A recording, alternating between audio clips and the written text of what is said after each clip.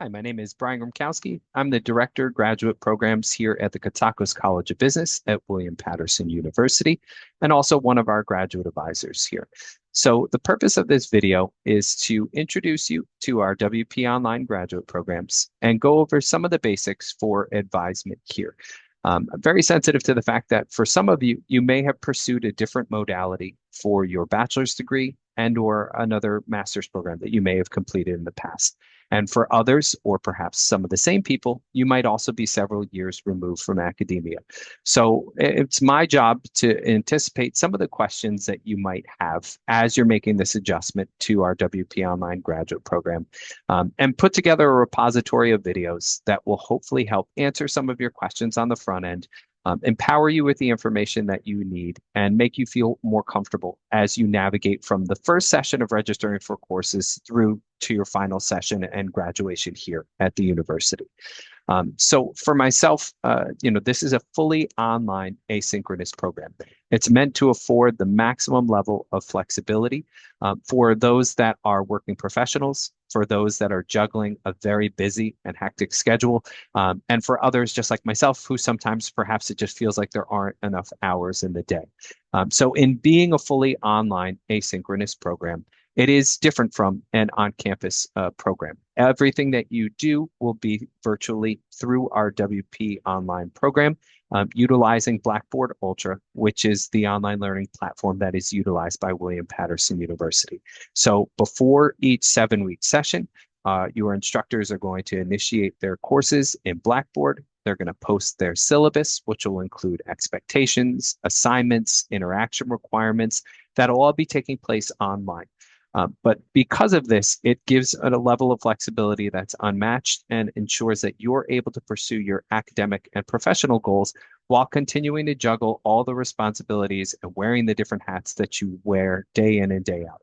And certainly my hope is that this video and the videos that follow will give you the information that you need to feel confident while you do so.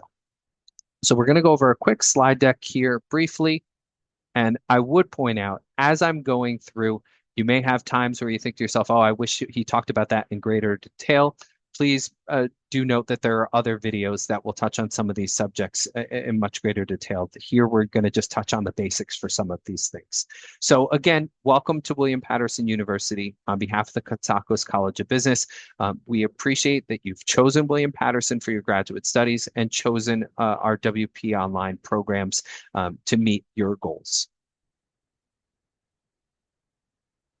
So the first thing I would stress, and I don't think I can stress enough, is I would encourage you to take some time to read your advisement email carefully.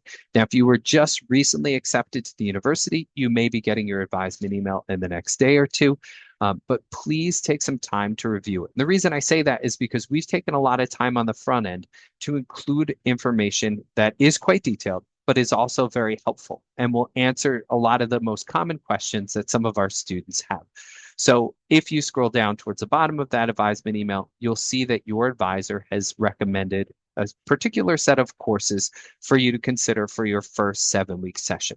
Now, the university has 2 accelerated 7-week sessions per semester for our WP Online programs. So that includes the fall semester, the spring semester, and the summer semester. So you've got your recommended courses there to start.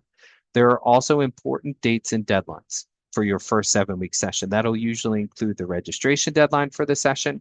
That'll usually include the tuition payment deadline for the session.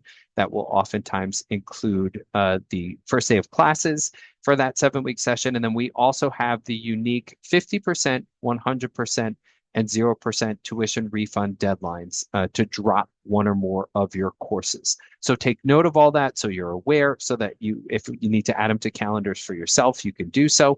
And then similarly, we also have a link to our WP Online calendar. That has not only the upcoming session and semester, but some of our future semester and sessions there with the important dates and deadlines for all of them. So if you like to really map stuff out, if you want to kind of integrate everything with your calendar and make sure that you know exactly when all the deadlines are, you can do that. And that's an easy place that you can refer back to. So if you want to bookmark that link or just keep it handy, you could always refer back. There's also a link there to our degree maps. And the degree map is a physical document that you can step back and look at a 10,000 foot view of what your degree will look like. How many 7-week sessions will you be taking courses from start to finish? Which courses will you be taking in each to successfully complete all of the degree requirements for your degree? And again, we've taken a lot of time on the front end to make sure that that map accounts for all of your degree requirements, accounts for when each individual course is going to be offered throughout the academic year, and then is also accounting for the prerequisite requirements that are in place for some of our courses. So while you can always look at other resources like DegreeWorks, and there are other places where you can view these course requirements, the degree map should really be the guiding document for you because it's accounting for all of the important variables that will ensure that you're able to successfully complete the program in as little time as possible. And there's an expedited track that's made available and a standard track. And again, I'll talk about all of that in greater detail in one of our other videos. There is a link to a brief 2-minute step-by-step registration video, which was done in tandem between our registrar's office and our IT department.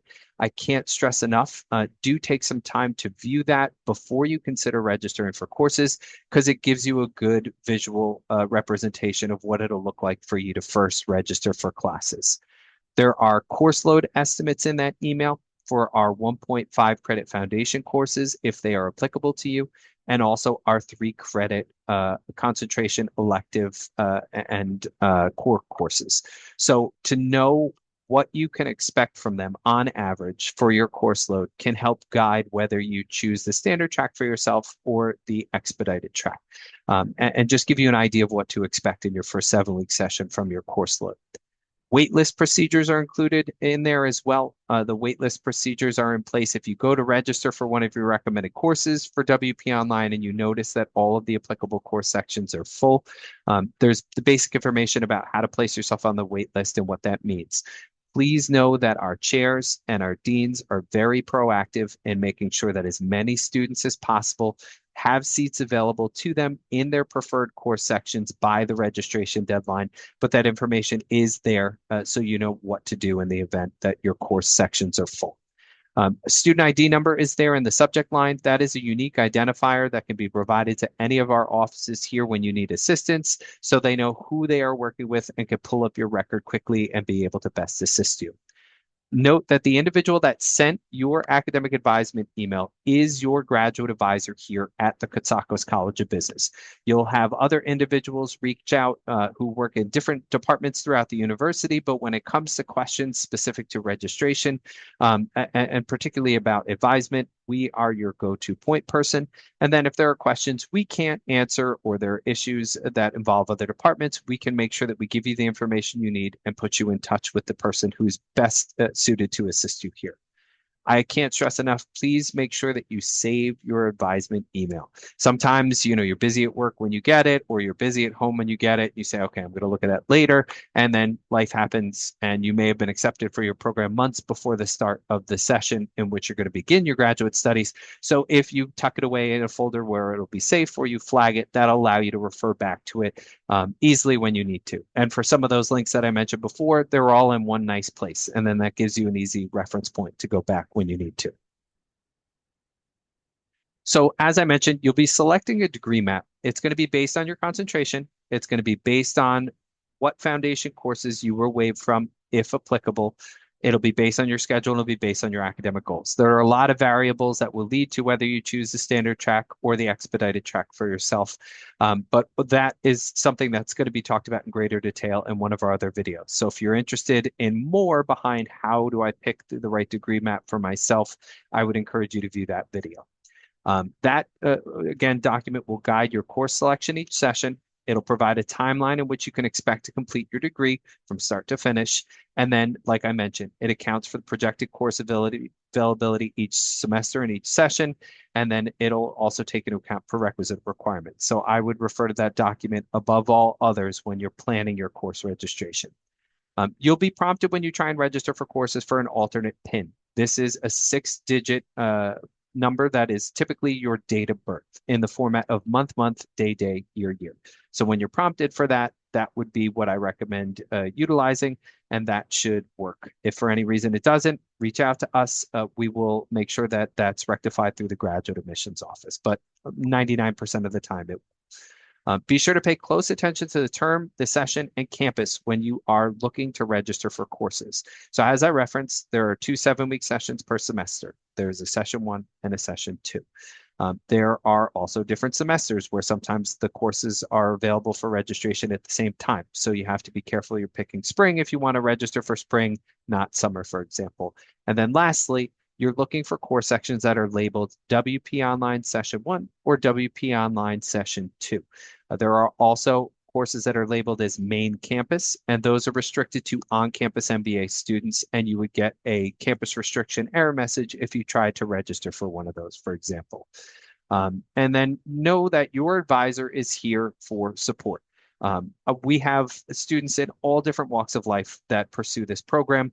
And for us, like I mentioned, it's very important to be able to put this information out there. So if you are the type of person that wants to go and do most of this yourself and feel comfortable, we want you to feel empowered to have the information that you need, to have your questions answered on the front end so that you can run with this and you can register for courses. And in some cases, be registered for almost all of your courses on the front end, and know that you know what to expect.